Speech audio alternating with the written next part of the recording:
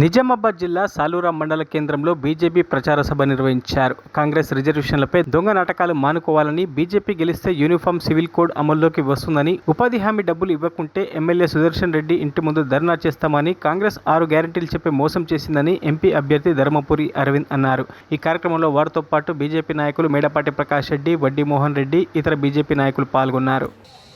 ఈ సాలూరా మీ యొక్క సపోర్టుని మోదీ గారికి తెలియాల్సిందిగా కోరుతా ఉన్నా. భారత్ మాతాకి, భారత్ మాతాకి, నరేంద్ర మోదీ నాయకత్వం, నరేంద్ర మోదీ గారి నాయకత్వం. నేను పసుపు పొడి తెస్తానా, తెచ్చిన పసుపు రేట్లు పెంచుతానా, పెంచిన.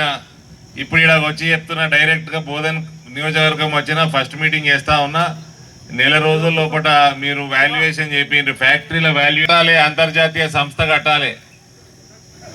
రేవంత్ రెడ్డి దొంగ ప్రభుత్వం కట్టదు, అంతర్జాతీయ సంస్థతోటి లెక్క కట్టియండి. నెల రోజుల లోపల ఫ్యాక్టరీ నడిపే మేనేజ్మెంట్ తీసుకొచ్చే బాధ్యత మాది.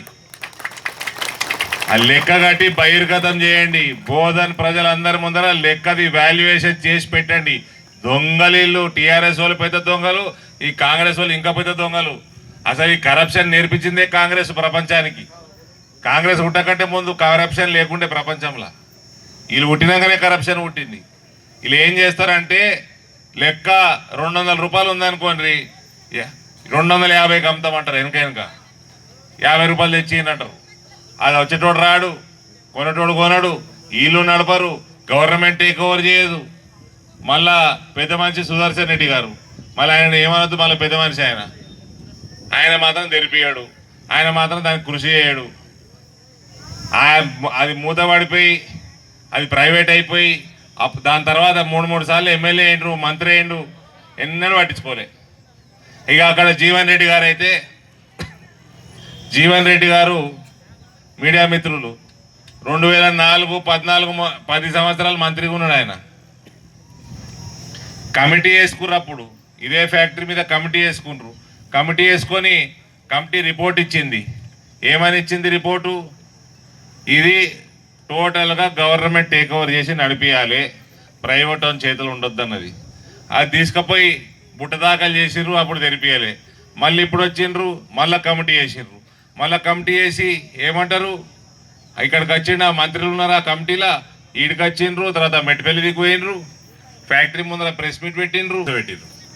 అయిపోయినాక డిసెంబర్ 2025 నాటికి తెరుస్తామన్నారు.